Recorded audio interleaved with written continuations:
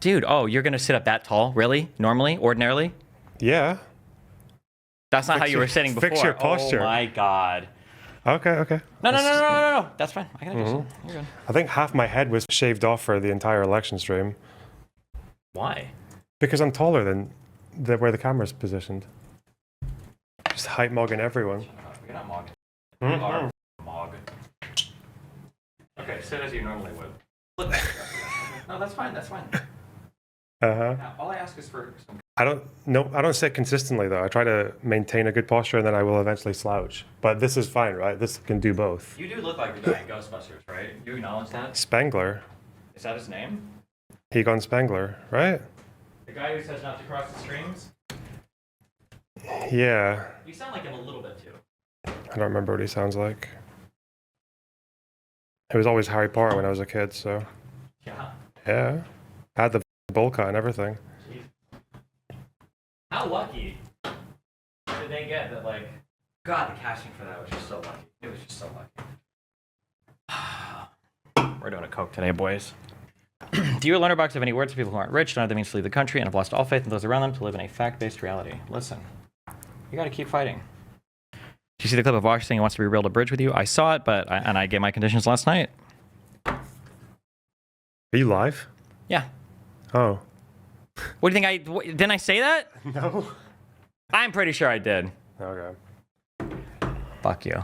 That's fine. I'm over it. Twitter.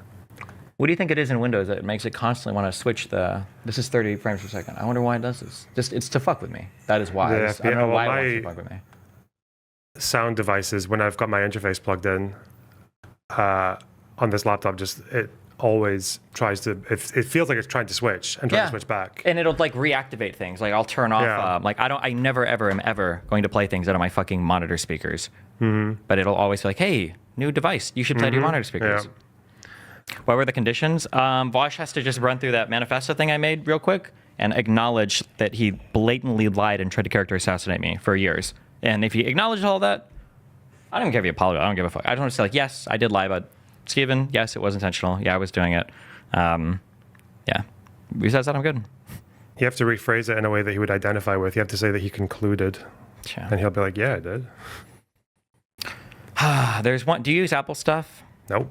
There's always like one thing with Apple shit that like kills me. For the iPhone, it was the notifications. Like if it wasn't for, I picked up my Pixel the other day because I just wanted to go through it again because I was looking for stuff. And I remember how much nicer it feels to navigate that Pixel versus my iPhone. Oh my God. Wow. And now on the iPad, something that drives me insane, and I guess Apple does this for security reasons, the fact that you cannot have anything running like in the background is so fucking annoying. Like it hurts my, like it's a productivity issue. Show me this. Don't identify. Let me see. What's this? Yes. Are you using a slide over so you can keep it open on the side? No, I don't want to use all that shit. It's just annoying that like when I'm working on like production stuff, if I have like programs open in the background for monitoring stream or lights or whatever, anytime I tab out and go to something else and I come back, it has to like reconnect and redo everything because it's not running. It's just so fucking annoying. It's like it's a platform killer. Like it's not security, it's battery preservation, but also you're the one using tablet as a computer, which is not. No, it's not battery preservation. I 1,000,000,000% don't agree with you because if it is, I think there'd be an option to toggle it off. I think it has to do with security. I think that I'm saying that with absolutely no compelling reason. I guess I don't have like a security background, but I feel like it's probably more a security thing than anything else. Have I just completely lost where Obsidian publishes? What the fuck? Oh, here. No. Oh shit, is it not on my laptop? Because you pay for Obsidian Publish, so why would it not transfer to this account? What the transfer from one account to the other? It has not. That's not publish. That's sync, right? No, I've got sync obviously because this is all from my PC at home, but I thought publish would be with it, or do I have to download that? Is that because it's like a plugin, so it won't be on the laptop, but I still have it on the account? Oh, okay. Have you used a stage manager? It's closer than multitasking. I think even though the things are on the side, I don't think that actually keeps the tabs loaded. It just looks like it. I found it hilarious that Brian Tyler Cohen is interested in your lawyer. Yeah, he needs to fuck off from that. We need to delete. We need to scrub all the lav. I don't need. I don't want to be on a show with Brian and the Pod Save America guys. And Brian's like, so, Steven, in this 2-hour video where Lav talks about you eating around in this hotel room, can you tell me what was going through your head when you jumped in her jet? Like, I don't need this in my life, okay? I don't need this. Okay. So I can look at the background, okay, right? On the TV. But also, look at how, even though it's like not, look at how nice the green looks. Okay? Look at that. Look at how lush. And, oh. That's nicer. It is. Wish if we were closer on the floor, I could capture like more of it in the background.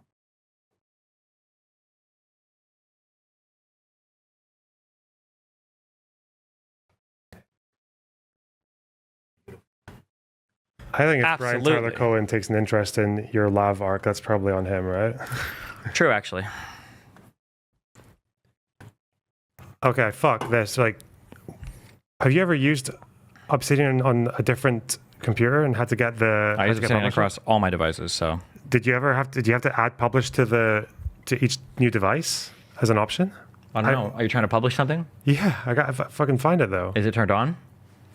What do you mean? Is that turned on? Publish. So open Obsidian. Yeah. Go to your settings. Yeah. Go to your. Oh, it's plugins. Yeah. There you go. You got it, baby. Wait. Publish. Okay. Beautiful. Okay. Publish. There you go. Okay. Choose. Is it possible to full screen the outside cam?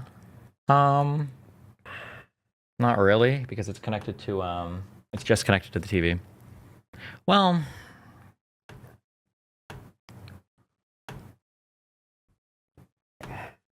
I could put a splitter on it, but I'm too lazy to do that right now. Okay, what do you want? You came here. Hang on.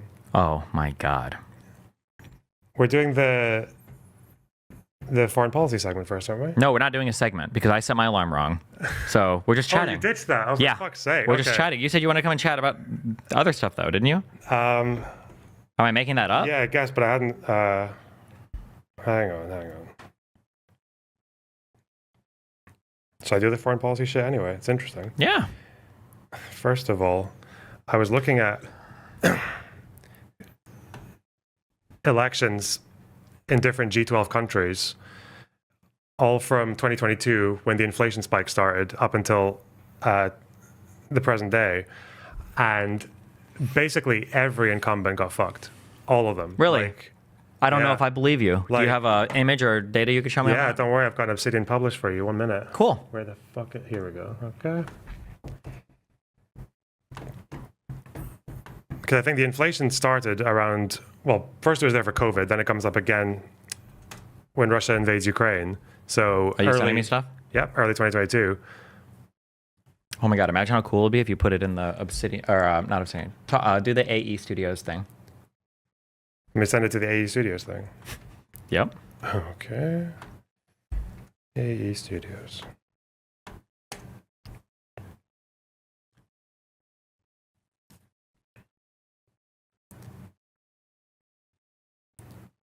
So Australia, there were probably a few different reasons, but inflation had already started by the time the right-wing incumbents got booted out by Labour.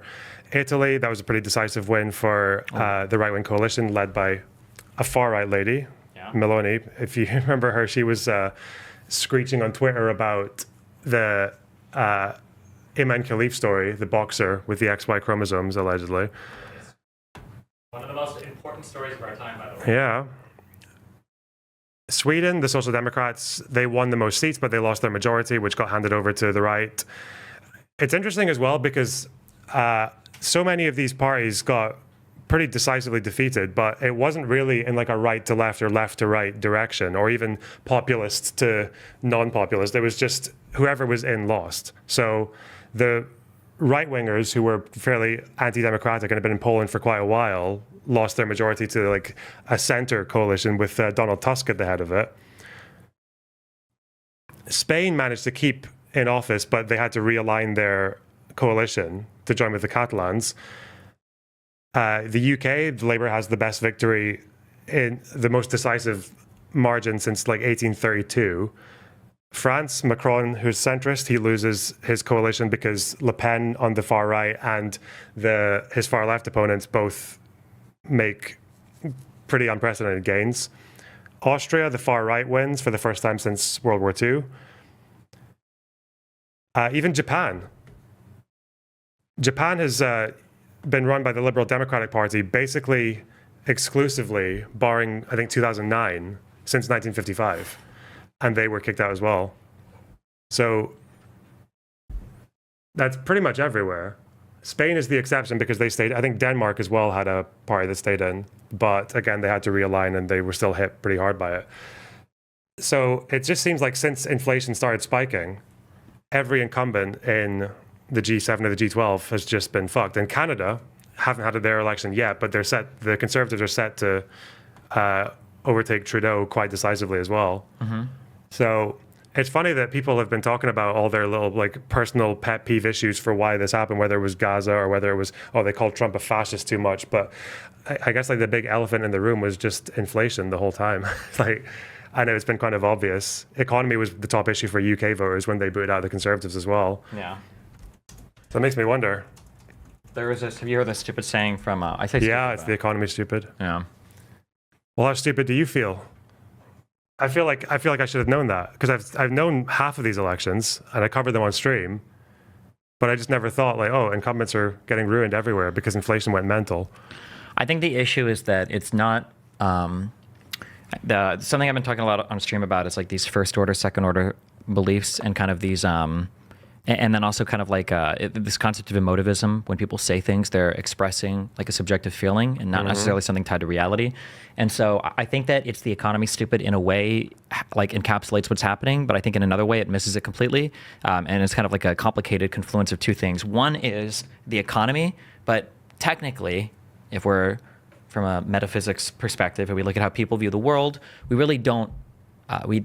Everything we know of the external world is whatever's constructed in our minds, from our senses, and then from how we like make sense of things. Mm-hmm. So it's not really the economy; it's our perception of the economy, right? Just like it's our perception of everything. And I think when you understand it through that lens, now all of a sudden the economy matters, but it's your perception of the economy that ultimately determines like how you feel about the economy. And there are some things that are impossible to not perceive. So for instance, if gas were to go up to $30 a gallon, you're going to perceive that. But I think there are other things that your perception can be influenced on if you are consuming certain types of media.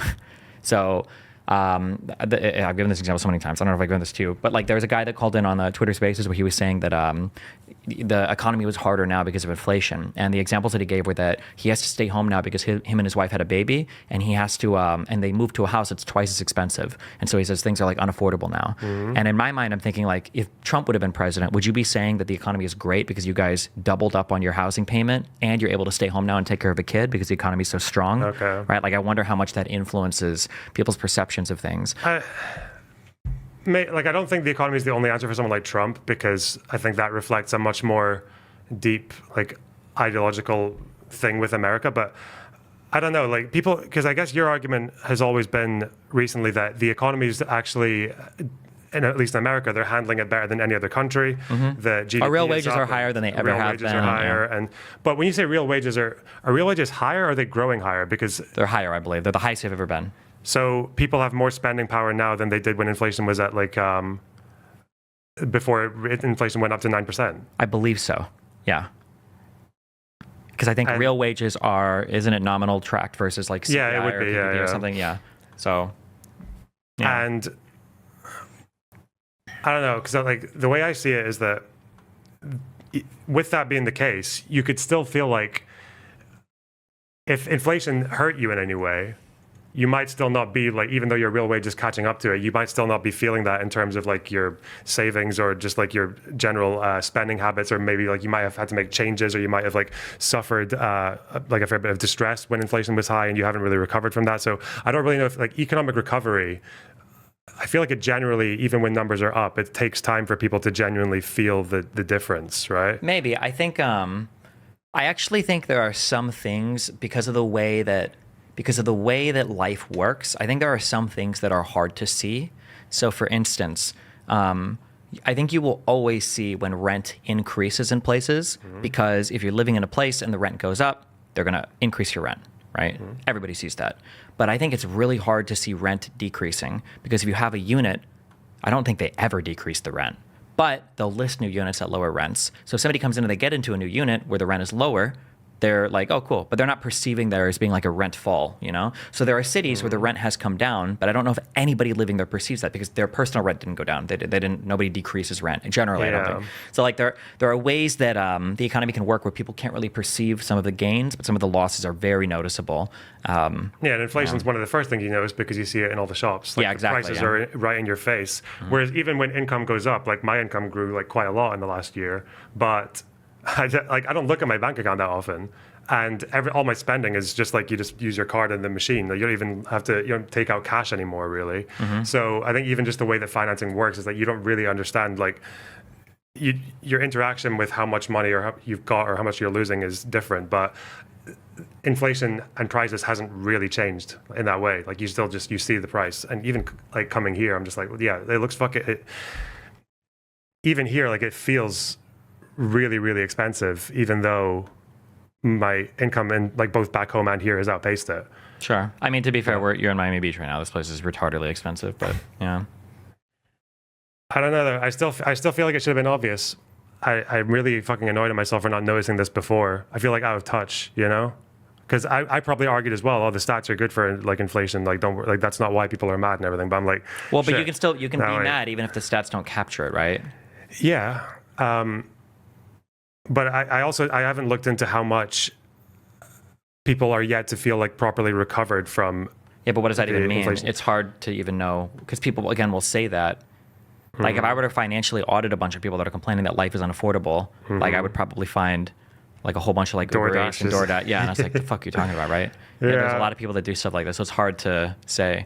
I remember I got destroyed in this debate. I thought it was the easiest debate of my life. When I was 20 and I was working at the casino, I was arguing with some guy about filling out your W-9 properly for your tax withholdings in the United States. When you get employed by a place, you can fill out a form that tells your employer how much tax to withhold, so that at the end of the year, you don't have to pay the government anything. And what this guy was saying was that you should like always fill the number in 1 or 2 higher, so that they withhold more, so that when April rolls around, you get a really big tax refund. Yeah. And I mean, obviously, I'm like, hey, that's stupid. Why would you give the government money for free and just have them give it back to you? And his argument was, the government's not taking any money. You never see it. And I was like, what do you mean you never see it? And he's like, well, since the money's never hitting your bank account, you never see that money. And I'm like, okay, this is obviously dumb. So like, and he's like, he starts roping in, like he worked with maintenance, and we started roping in like other coworkers. And by the end of that conversation, I think every single person had sided with him.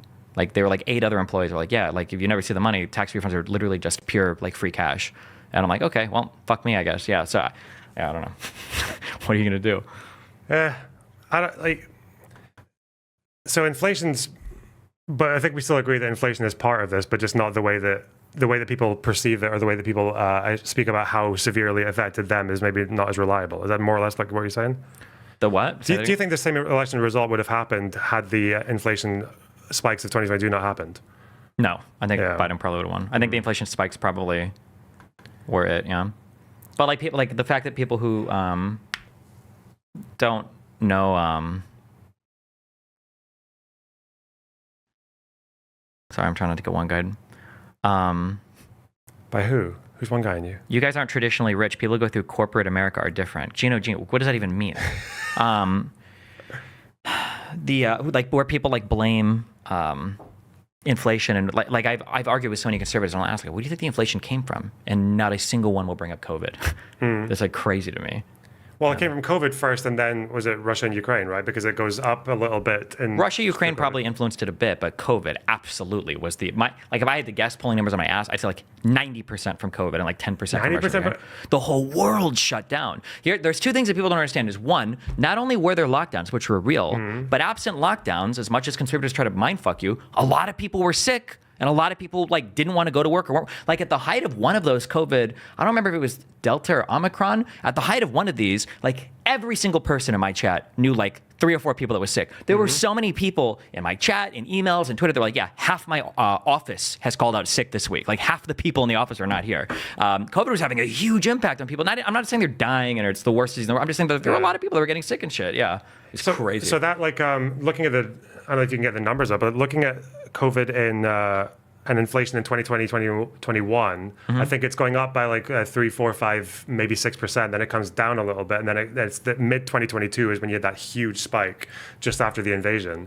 But are you saying that's also because, like, I guess after lockdowns ended, you still had reorganizing of the economy and that affected? There's probably some of that going on too, but actually, one thing is, you guys might have been more impacted by that than the U.S. UK was fucked by it. Yeah. Energy costs. I do think energy costs were fucking you guys hard. I don't know how much of that was from Russia, Ukraine. Another reason is because, like, for instance, like that Nord Stream 2 pipeline was never even running, right? I don't think so. Is Nord Stream 1, does that go to Russia? I have no idea.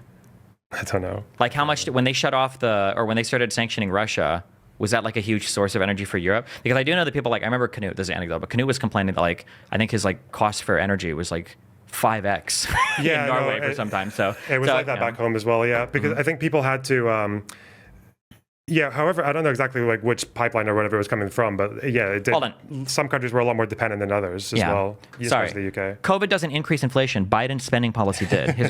Can you please, can I just give you guys one piece of advice? If you don't believe me on anything else, anytime somebody wants to talk about economics and talk to you about macroecon, if they ever utter the words that like the Federal Reserve is bad or we need to go back to a gold standard, or anything, like, please just ignore this person has literally nothing of value to tell you. You're being lied to. Just please don't ever believe people that say this. I don't get this. Like, why do I admit I did this myself with the fucking, because I feel like I should have known. I should have known that incumbency was dead for you in this year. I should have known that. Sure. But how do Americans always act as if the rest of the world doesn't exist? They're so good at that. Because we're America. Yeah, what the fuck? Like, well, there's 2 reasons. How did America cause inflation, but they handle it better than any other G7 country, but then they managed to spread it and those countries had it worse? Like, it doesn't make any sense.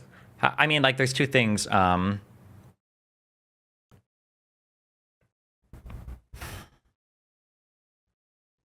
Sorry. Okay. Why are you holding back?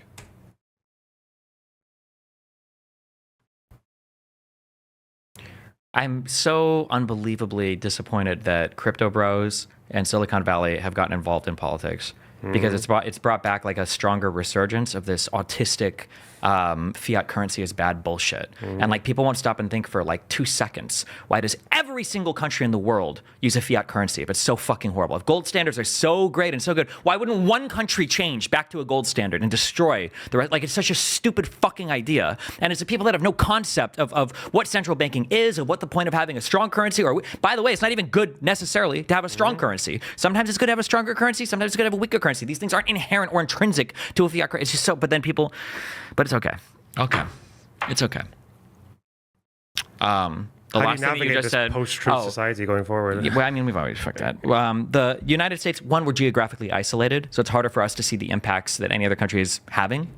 So because we only get it through our media. And then 2, we're so huge that there are like so many things for us to keep track of in our own country that I think it's harder for us to be more aware of like what's going on outside. Not that that excuses it, but that's probably that. Yes, because bring up the inflation chart for the moment the U.S. dropped the gold standard. Oh wait, bring me up a price of gold chart pegged on the USD. Oh wait, tell me if the price of gold has outpaced any other fucking equivalent or cash equivalent or stock equivalent investment in the U.S. market or in any market or in any world fund. Colanus, how about you actually open a single investment account in your entire fucking life and look at your annualized average returns over decades and tell me who the fuck is investing in gold? You can buy gold right now if you want, dipshit. If you want right now, you can buy all the fucking gold you want. Every conservative scammer, there's a reason why. Hey, you know what? You know who doesn't have to advertise? You know who doesn't have to to go on the radio and say, please buy my ETFs. Please, can you buy my index funds? They don't have to advertise. You know why? Because it makes money. You know who does have to go on the radio and beg you to buy their shit? Is people that scam you with gold. Please buy our fucking gold bullion. Blah, blah, blah. Why would they have to advertise if it's a great investment, if it's beating the market, if it's better? Like, it's okay. Okay. Hold on. You're right. Wash my hands. I feel like left wingers need more like little bits. The fact that you can always just rely on like a Ben Shapiro video or Tim Pool or whatever to offer you gold. It's like it's consistent, you know, it makes people comfortable.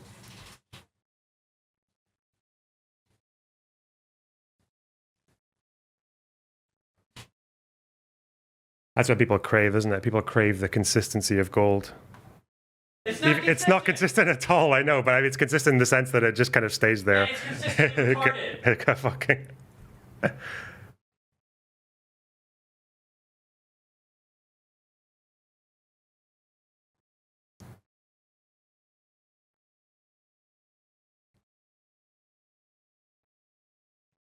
All MAGA people say we shouldn't compare ourselves to other countries. We're America, we have our own standards. Yeah, but you act as if you're fucking, like...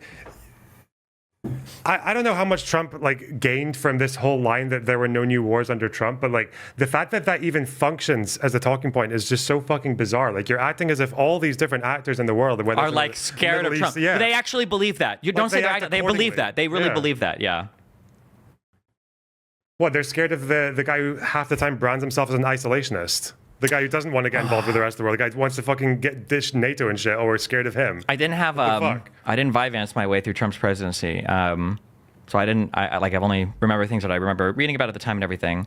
If the gold standard was still in place, wouldn't gold have continued to pace? The economy would be much worse. Okay. Somebody emailed me. So one thing that I hadn't remembered before that somebody emailed me, so it's a talking point I use now, is that I think for the first time in all of history, Iran directly attacked Saudi Arabian oil refineries. That happened under Trump. A second thing that happened that I wasn't aware of is for the first time ever, Russian troops on the ground were actually fighting against Ukrainian troops in the Donbass. Somebody emailed me and they told me that Trump did nothing over that. I think they said that Trump tried to both sides it.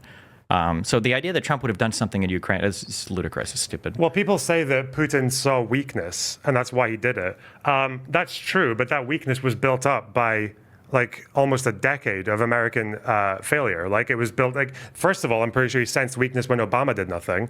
Then he obviously sensed weakness when Trump didn't fucking do anything, and actually put pressure on Zelensky to get political dirt on Hunter Biden. And again, it's when people say that Biden had a weak response to Russia and Ukraine in the sense that I guess they didn't help Ukraine militarily as much as they probably could have. And they just resorted to sending them old equipment that wasn't going to do anything anyway. But even that weak response from Biden was motivated by Trump, by Republicans. And I think all of it stems. I think all of it stems from our foreign policy disposition since Iraq, basically, that we're like petrified of doing anything. Yeah. That's a problem now, especially because since talking about smelling weakness, China has been watching the entire thing happen in Russia and Ukraine. I think Trump has already, he said something about how he thinks that Taiwan should quadruple their defense budget in order to get more help from America. Yeah. So it's already not even unthinkable that Trump just walks out on them. Yeah.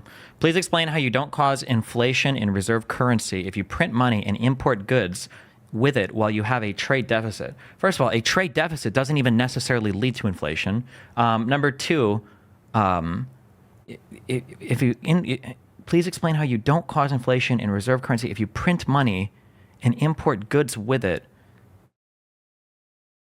I mean, like there are so many different factors at play here. Like it's theoretically possible to import so many goods that the cost of everything falls, even if you.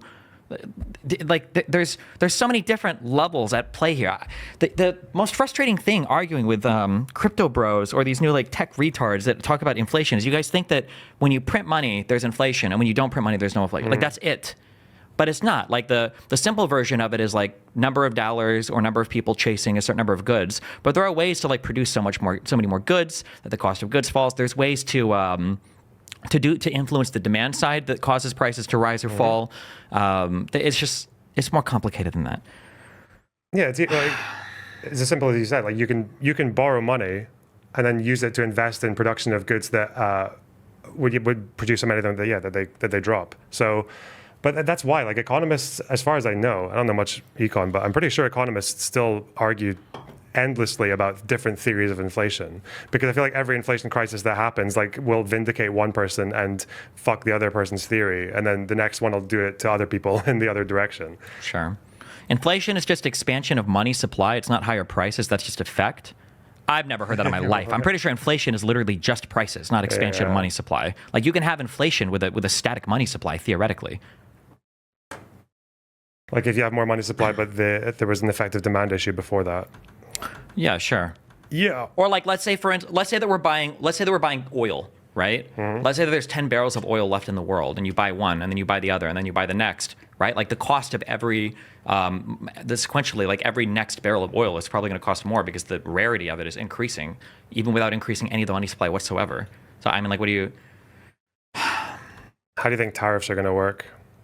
What's he going to do? Is he going to fire away there's like a good or? 50% chunk of me that believes that there's no way. There's no way he's going to do it. There's no way. Last I heard, they want at least some of it to go through before the end of January, which is quite quick. As far as what you can do, I think with executive action, you can tariff, 15% if you say there's a national security issue, but I have that's no vague. clue how that, yeah. Yeah, and the rest would all have to be an act of Congress. But given that, I think apparently Iran tried to assassinate Trump, or tried to get him assassinated before the election. Sure. He can, I don't know how much, well, he can just connect Iran to other countries and just say, this is national security, let's tariff them.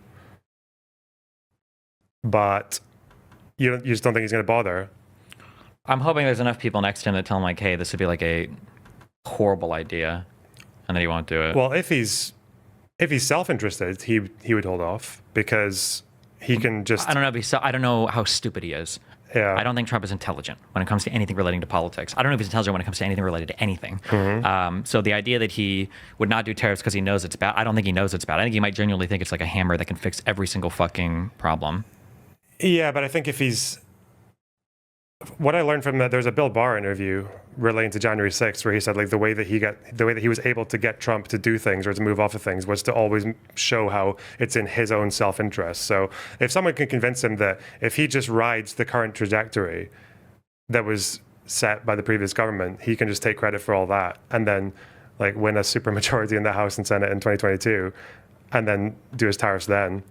But it all just depends on how much someone can convince him that it's good for him to do that. Yeah. Because, I mean, some businesses are already preparing, aren't they? They've already started buying in bulk. I think there was one company that isn't paying out bonuses this year because they were just buying in bulk to prepare for the tariffs. Maybe, I don't know. I haven't heard that yet. Do you know who this Corey Peltzman guy is? Oh, yeah, he's a fucking retard. He's been saying this to me for like 2 years now. That's kind of weird.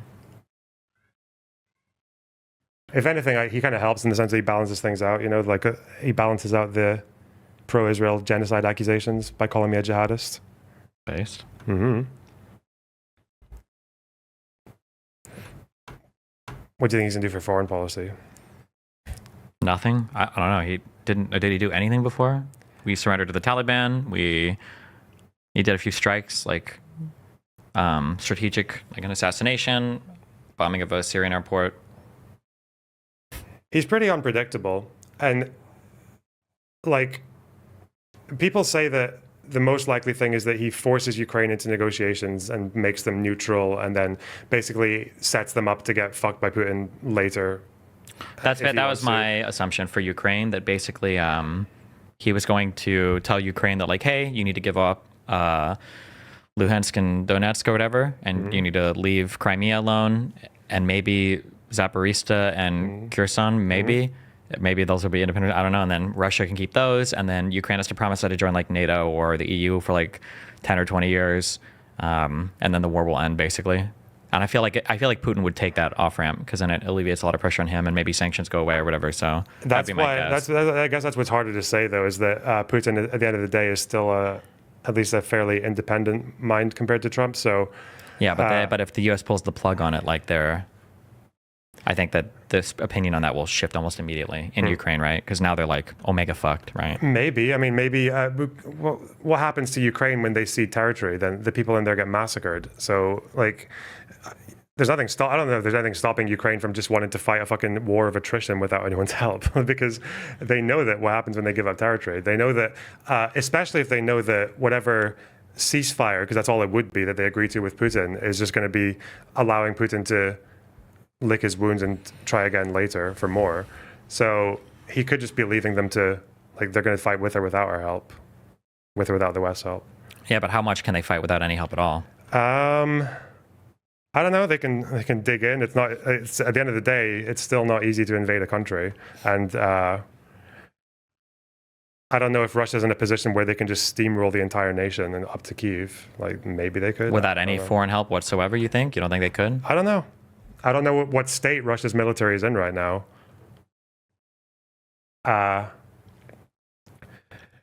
But it's the fact that occasionally Trump has suggested that he's not completely against doing the complete opposite. I don't know if you've seen this clip from 2023. Where is it? I'll send it to AE Studios for you. Hot off the press, 4-minute read. Zelensky says unacceptable to offer Russia concessions on Ukraine. Ukrainian President Volodymyr Zelensky on Thursday said it would be unacceptable for Europe to offer the Kremlin concessions to halt its invasion of Ukraine after Moscow demanded the West enter direct talks on ending the war. Kyiv is scrambling to up the pressure on its allies for more support in its fight against Moscow following Donald Trump's victory in this week's U.S. presidential election, which has raised doubts about future U.S. assistance. Trump has boasted that he could end the conflict within hours and repeatedly criticized American aid to Kyiv. Russian President Vladimir Putin has demanded Ukraine cede swaths more territory in its east and south as a precondition to peace talks, while Kyiv has repeatedly ruled out giving up land in exchange for peace. Ukraine and many in the West fear any settlements that rewards Putin would embolden the Kremlin leader and lead to more aggression. Well, I feel like that's the most likely thing he'll try to do, but the thing with Trump is I don't really find it impossible to see a world where Putin does something to upset him or like tries to push for something that wouldn't make Trump look like he actually did a good job. And you'd be surprised if who didn't? Putin. Oh. And Trump just flipping. And because you know how people talk about the amount of money that we're giving to Ukraine and everything. It's not really. I think defense spending for America as a proportion of GDP is what, 3%. Back in the 50s, it was like 15. Oh, right? Yeah, that might be true. Yeah, that's like an all-time low, and especially compared to Lend-Lease and everything, it's peanuts. I don't know if Trump would be necessarily because he's occasionally suggested that he might just go the other way and arm the shit out of Ukraine to show that America's done a better job than Putin. That's the thing I don't know why he would, because obviously he can do that. He can give both messages at the same time and get away with it. Yeah. But there's that one interview with Fox News in 2023 where he's basically saying like, oh, if Putin doesn't do what I want him to, we're going to like arm Ukraine like more than they've ever had, right? Yeah. So the problem with Trump is that he's able to, and it's so fucking annoying. Like, I don't understand how he's able to be like a hawk and an isolationist at the same time. Because the people that support him and listen to him is all like emoted, right? It's all emotivism. They're not listening to the actual positions or the policies. They just kind of like what he says, and then that's kind of it. So he can just kind of say or do whatever he wants. Yeah, it's pretty dumb. Yeah, and like a lot of this, especially, it's even worse with Israel because he's so pro-Israel, but he'll like bask in it when his fans call Biden Genocide Joe. Who are they accusing of committing genocide? That's the nice thing about your fan base being like uninformed dipshits is you can literally own every part of every position, like all at the same time. It's really dumb. Yeah. Do you think that risks him like creating a monster in the sense that like the opinions of his base might push him somewhere like away from what he was originally planning? Generally, I think he can control it because it's whatever he says is what people will say they want to do. You know. That's pretty fucked up. Put up that clip. What clip? The one I sent you on Discord.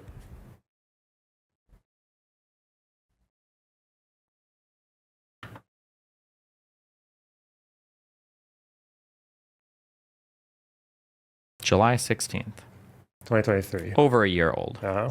These leaders are at the top of their game. These are smart people. including Macron of France. I could go through the whole list of people, including Putin. Now, Putin's been wounded, probably. Let's see how it all turns out. You know, it's not over. I mean, one way or the other. But these people are sharp, tough, and generally vicious. They're vicious, and they're at the top of their game. We have a man that has no clue what's happening. It's the most dangerous time in the history of our country. So what should be the response? Ukraine would have never happened if I was president. None of this stuff would have happened. You wouldn't have inflation, for one thing. But going back to that, Ukraine would have never happened. Taiwan, which will at some point happen under this group, would never have happened. Look at how he's talking about a hypothetical future event in the past tense. Taiwan, which will happen at some point, would have never happened. What the fuck? He gives an answer like this, and then his fans say, yeah, Kamala Harris sounds like a retard when she talks. Yeah. The standards are unreal. Jesus Christ. Okay, That'll be a good clip when that if it does happens, yeah. Going back to that, Ukraine would have never happened. Taiwan, which will at some point happen under this group, would never have happened. He's figured it out in mid-sentence. You never heard these things being talked about. I knew about them because I'd be with President Xi. I talk, and he likes Taiwan a lot, and Putin liked Ukraine a lot. It was the apple of his eye. But he never made a move with me because he knew he couldn't do it. Remember this also with Putin. You know, they like to say, oh, Trump was soft. I was tougher on Russia than anybody in history with the sanctions and everything else. You said you could end the war in Ukraine in 24 hours. Yes, I could. How would you do that? I know Zelensky very well. I felt he was very honorable because when they asked him about the perfect phone call that I made, he said it was indeed perfect. He said it was, he didn't even know what they were talking about. He could have grandstanded, oh, I felt threatened. Well, that's not going to be enough for Putin to stop bombing Ukraine. No, I'm not saying that. What I'm saying is that I know Zelensky very well and I know Putin very well, even better. And I had a good relationship, very good with both of them. But they were still fighting at war with each other. Good one, dude. No more. You got to make a deal. I would tell Putin, if you don't make a deal, we're going to give them a lot. We're going to give them more than they ever got if we have to. I will have the deal done in one day. God, he's so fucking retarded. I think if the right media cycle and the right if there was just the right media cycle that went around for a few days calling Trump weak for whatever deal he tries to pull out with Putin, I think that would wound him. That's why I'm saying that, like, if I was telling Anna this, if Ukraine wants like all the help they need, or they want the United States to support them, they need to start deep faking like secret conversations of Putin, like calling Trump like a small dick motherfucker or some shit like that. Because if Donald Trump thinks Putin is talking shit, that would literally be enough to motivate the world's largest economy to start supporting Ukraine hardcore. Yeah. I think that can be accomplished at home as well. Just say that this deal shows Trump's weakness, America's weakness. Sure. What about? Yeah? Do you want to go over some of these? Apparently, Trump posted Agenda 47. Oh. He posted videos. I know there's already been like, what do they call the thing? The General Services Administration. No clue what that is. They're basically they're the people that are involved in preparing like a future president for office. Basically, it's just making sure that everyone who's in the future administration or in the cabinet knows what they need to know and has all the information that they need. And Trump is so far apparently going to refuse to cooperate with them because he just wants to like pick his own guys. And he's also wanting to, I think part of that also involves FBI background checks for people who are going to be in the administration. I think Trump doesn't want to do that. He wants to just grant security clearances to different people based on his own internal vetting procedures. So that means like people who would otherwise fail an FBI background check. Oh, wait, are you talking about like Schedule F or whatever? What? Wait, what are you talking about right now? I'm talking about Trump preparing his new administration for office. Like have you heard of the Schedule F stuff? No. Oh, is that what he's talking about, guys? Where he's talking about how like he wants to be able to vet people based on their political allegiance to him, basically? That would be it, yeah. Yeah. Well, that goes all the way to like civil service and and all to the bureaucrats and everything. Yeah. That is. It's kind of part of the same agenda, yeah, but it's also that will. Well, this is an executive order that he tried to pass to actually get, but I don't know anything about the security clearance. Oh, this has to do with the cabinet. Oh, interesting. Like this will involve people who would otherwise be subject to background checks by the FBI. They just wouldn't. Wait, which means that. Hold on. Trump cabinet. Is this a recent story or? This is in a Foreign Affairs article. Let me see.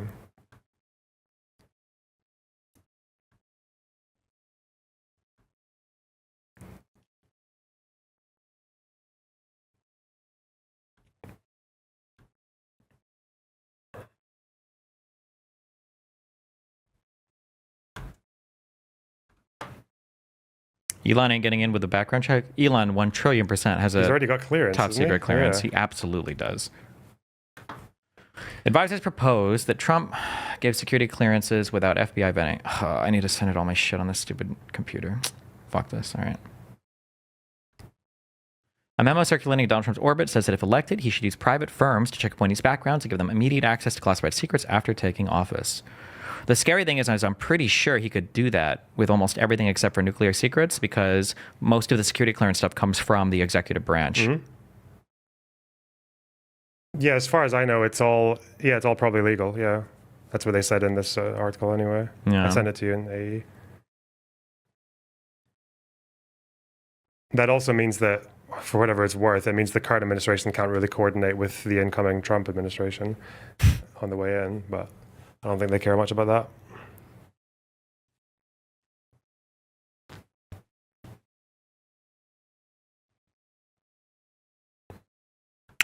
Yeah, the scariest thing is that Trump knows that, because Trump doesn't know how politics works or any of the government works or anything. His first term was a disaster because he didn't know that, like, oh, I can't just be like a literal dictator. So this time around, I think he's definitely going for more kind of like sycophantic people that will listen to literally whatever order he gives. He's not going to run into any more Bill Barrs.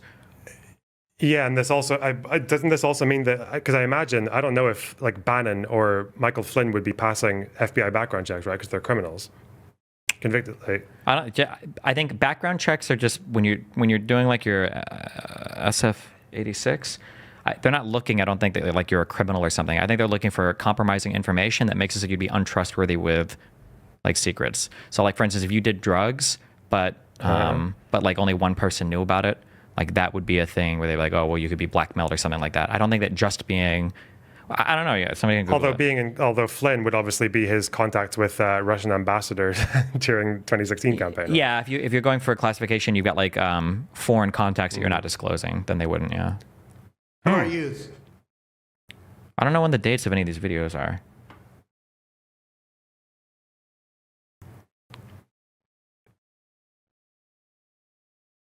But definitely no more millies or people who are in the military who are going to call him a fascist, right? Sure.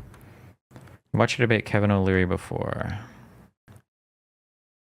Planning on doing, and I mean, to Scott's point, he's feeling emboldened. He believes that he has a mandate and he wants to do it immediately. What would the impact of doing all of these things be if it is done as he wants it to be done right away?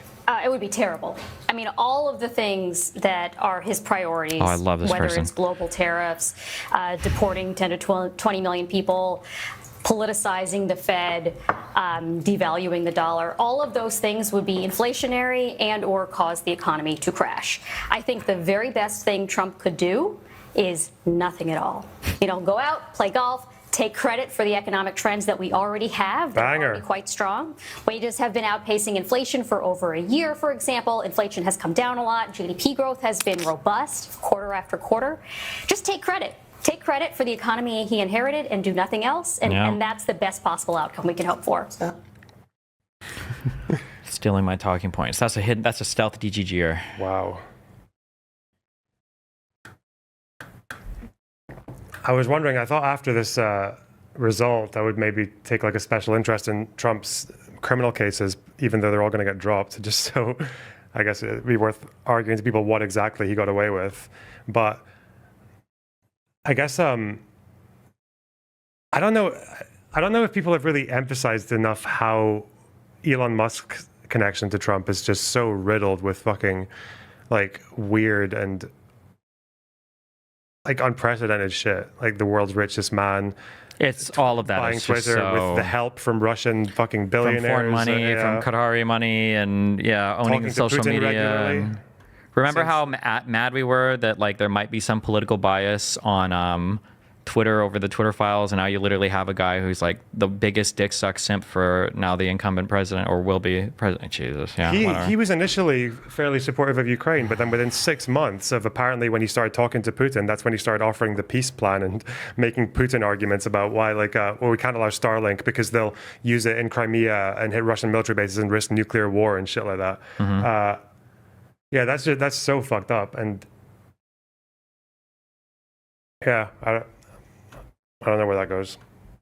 There's one issue, I guess, which is that they're both kind of like incredibly narcissistic, and there might be some like internal competition for the Attention. spotlight. Yeah, but I don't know. I feel like Elon Musk is like fairly meek when it comes to Trump. What do you mean by meek? Oh, in terms He's the of way Musk carries himself in public. he's not as like showboaty, but I think he still emotionally has the attitude. He just doesn't have the demeanor for it. So they complement each other in that way. Yeah, maybe. Actually.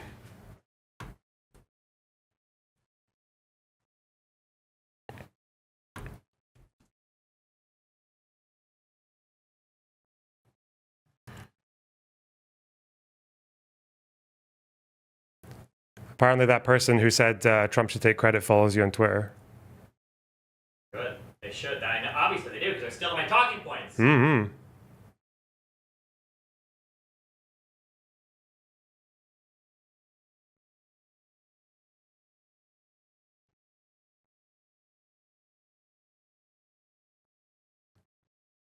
Your chat is literally saying nothing interesting. I was like hoping that someone would go by and give me something to respond to, but they're all just, what the fuck? Banning the schizos. Okay.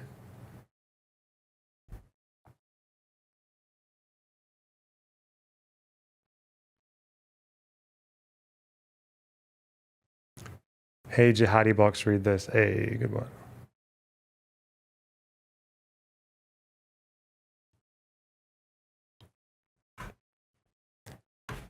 You see that it was that Dearborn voted for Trump. Dearborn, Michigan. For Arabs and how much? Muslims. For how much? Like, what was that? Well, Biden had 70% last time, and I think it was like, Do you know the absolute numbers? Did more Muslims actually research? Or I'm sorry, did more Muslims actually vote for Trump, or was I it think just they that- did. just I don't know if the full data on that population is, but I think it was like 18% voted for Jill Stein in Dearborn, and then Biden. I think the Democrats lost like 20 or 30% of the vote, so it seems like they did go Trump, and there was actually a little bit of effort to get that from kind of a few interesting characters. Do you know about the Lebanese billionaire who's married to Tiffany Trump? No, father-in-law of Tiffany Trump. No. So he's this Lebanese businessman who reportedly has connections with one of the Christian politicians who is an ally of Hezbollah. And he was in Trump's inner circle for the election campaign. His role was coordinator of Arab relations, where they would do private fundraisers and sort of like give advice on how to engage with the Arab and Muslim population in America. And their whole thing was just like strategies to cynically use the war in Gaza to gain Arab American voters, or if they couldn't, just to hedge by getting them to go Jill Stein or to abstain. But the interesting thing about this guy is that he's like, he might be like 1 degree of separation from like a Hezbollah ally or like directly connected to one. So it's making me wonder as well, because like Trump's been a bit surprising in the past in the sense that he's always two things at once. Like he hates Muslims and he's really tough on terror, no rules of engagement and shit. But then he's also kind of admiring of them. Like he likes. He was really nice to the Taliban, and he offered to take them to fucking Camp David and shit. And obviously, the deal in Afghanistan was very much in their favor. He said kind words about Hezbollah and about how smart and how capable they are. So I just feel like there's always like a bit of room for surprise there. Maybe the fact that Iran tried to get him killed might solidify that in the other way, but Maybe. This but it's so not this is good, is it? looking at East Dearborn. This isn't really a huge number of votes. It looks like Biden had 12,500 votes, and then Kamala only got 2,400 votes in East Dearborn. So percentage-wise, it's pretty big, but it's not like this was like election or even 94 like swing. but it's not like even determinative of. I mean, Trump didn't even need Michigan. He doesn't need Michigan. Yeah, but I mean, like even if she'd won every single one here, it wouldn't have won her Michigan. That's still a pretty impressive achievement, though, right? That they were able to get Arab and Muslim votes for Trump. Yeah, maybe. Yeah. I saw them. I don't like that I also spread this talking point and it wasn't true. Conservatives are just so good at lying, dude. You heard this, right? The 15 million less votes. Where did the 15 million votes go? 15 million less votes. Yeah, but they hadn't finished counting the votes. No, not even close. Yeah. I don't know. I'm so disappointed in graph. myself for Yeah, I repeating saw that that. over and over again. I also, And if it's you- so like it might end up being that one. I think there's still a chance that Kamala actually does win the popular vote. I think somebody Albeit typed small, that. yeah, it's it would be California, smaller, yeah. yeah, because California is still only 60% reporting. There's somewhere left in Oregon and Washington, but also the idea that there was like how many votes were for Biden last season? like 80 million or something? Votes for. It'll be a few million less. Sure, I it will think, be less, yeah, but I don't like. It's not 15 million. Yeah, I no. repeated that talking point. 2020 election result. I can't believe people just fucking just lied about it. Mm-hmm. So it was I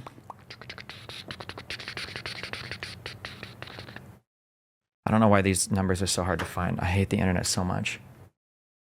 Oh yeah, whenever the Wikipedia for every single election takes a really long time to tell you exactly who won and whether or not there was a change. And I like, why is it that like when I Google this is 2020 U.S. elections, why isn't the popular vote listed like right the like it's not even in the sidebar at all? How is that yeah. possible?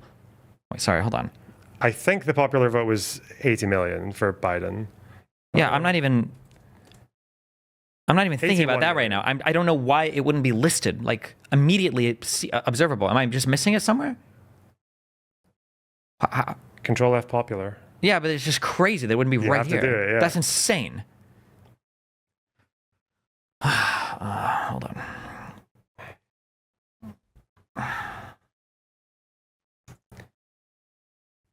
That fucking graph also shows you Trump gaining a lot more votes between 2016 and 2020.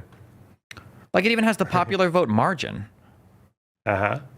Retards in chat are saying it's just but it like why would you not just list the popular vote right here? Why would you not just list it?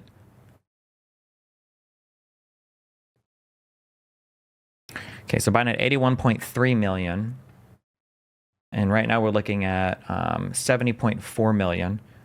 So it's within 11 million, and then we still have almost half of California outstanding, plus like Oregon and Washington and stuff. So the idea that like 15 million votes are gone, even though that was probably like one of the largest talking points a day ago, is just that's totally fabricated. That's just completely and totally made up out of nothing. That's stupid. But the graph, don't forget the graph. Oh yeah, The graph with the one Democrat spike in 2020. true. Too big to rig this time, though.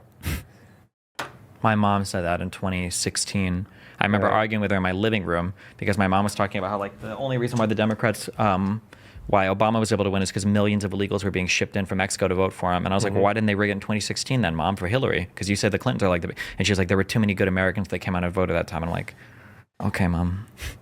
That's the all roads lead to Rome policy. Literally no matter what, right? Because if Biden would have won, or I'm sorry, if Harris would have won this time, it would be a rigged election. Well, they were preparing for that. You saw fucking Twitter when all these fucking videos were going up above, here's some irregular activity at this polling station. Twitter, Trump. It was Trump Donald media. Trump that was that was truthing that. Yeah. It wasn't just so he was literally saying, because I remember we saw a tweet or a truth early on in the night where he was saying weird behavior observed at Philadelphia, calling the cops now. Like, yeah, they were already setting up the. I don't know if this is true or not because I didn't check. I didn't dig deep into this, but people were saying that tweets were being fired off through the night that had been scheduled about voter fraud, even though they'd already won. Yeah, it all conveniently enough stopped right as Trump. No, they didn't stop. That was the funny thing. Oh, they kept on going. It was after that a couple, yeah. even though Trump had won, there were already some tweets. So people think that they had just scheduled these tweets. Scheduled, yeah. Oh, here are the Trump things. I don't know, there's a lot of valuable information just lying around there now that no one's going to use. All those Veritas videos or Trump tweets. A lot of talk about massive cheating in Philadelphia, law enforcement coming. Like he's just lying. Philadelphia and Detroit, heavy law enforcement. Like he's just making shit up. It's so good. So good. All right, hold on. What is this? Fat fuck asshole Central Committee with his little mustache and fat face and who knows how fat he is when he gets up. And wise mouthing off either this morning or maybe yesterday. And I look over there just to see, what to shit on. And I'm sorry, am I retarded? I didn't understand it. What did he just say? Is that Joe Biden? I have no idea what he's saying. The music's too fucking loud. The audio's shit. Okay, try again. I'm paying attention. Okay, yeah, one sec. Let me lock in. I I saw that fat fuck asshole Oh, okay. with his little mustache and, and fat face, and who knows how fat he is if he gets up. And wise mouthing off either this morning or maybe yesterday. And I looked over there just to see. Okay, I don't care. Hey, hold on, wait. Sorry, I'm calling this out. I'm going to be doing this for 4 years, guys. So just be ready for it, okay? So it's going to get annoying, but I don't care. So this guy here saying, yes, exactly. We were saying 15 million. Okay, then where is the 12 million or 10 million? Just gone, huh? These people, this Wasagi guy, okay? This is a card-carrying fashy fuck, okay? Who would murder and rape whoever the fuck he needs to support Daddy Trump if Trump told him to do it, okay? When people fucking lie to you, and then when you catch them in the lie and they go, oh, okay, fine. Well, I lied about that, but it could have been this or that. This guy right here, these types of people, they're never interested in what's true, okay? When somebody is willing to blatantly lie to you, and then when you call them out on it, they jump to the next thing, like, a person should stop and reflect. If you're like, oh shit, okay, I was just totally wrong there. Or like, that was a lie. Let me stop and think. If they're willing to just hop to the next thing, they don't care about the truth. Remember, they're laughing at you. They're making fun of you when you're trying to actually like stay in the sane world and like, okay, well, is it? They're having fun with it. It's a joke to them. They don't give a fuck about anything that's true or not. Another thing I noticed with that little incumbent thing is that incumbent parties lost a shit ton of votes compared to the elections that got them in. Sure. Boris won 13 million votes. Rishi Sunak got less than 7 million. I don't know who those people are, but UK. Incumbent. You know fucking Boris Johnson. I know Boris He's Johnson. Like Trump Jr. I and know shit. Richie Rich. I don't know the fuck. Rishi Sunak was the Conservative Prime Minister up Loser. until this year. Yeah. Where did the votes go? Wait, he was? He was the Prime Minister up until this summer. Yeah. Wait, what happened to Boris Johnson? Boris. So we have standards in the UK. Boris Johnson Too many trains? did a few stupid things, but he ultimately promoted a guy called Chris Pincher, who it turned out had been being investigated and been guilty of sexual impropriety, groping and shit. Based. And it turned out that Boris knew about it and promoted him anyway. Apparently Boris had joked, Pincher by name, Pincher by nature. So basically, Boris promoted a pincher called Pincher, and then the Conservatives walked out on him because it was just one of many scandals. Also them having a fucking party during COVID and violating their own lockdown standards. Yeah. Cool. Too much at once, and we got rid of him. Based. That didn't answer anything. You said all votes are not in. Okay, let's say it's 10 million. Where do they go? What do you mean? Some people vote more, some people vote less during elections. What is this? What is this question? This is the most retarded fucking question that anybody could possibly ask. Because if there was the same number of votes as last time, you'd say it was rigged. Because last time it was like, please, rope. I know it doesn't matter because other countries don't matter, but the Conservatives lost like almost half of their votes in 4 years. Fuck. That's the equivalent of like Harris only having 40 million votes. Bro. Yep. Too big to rig.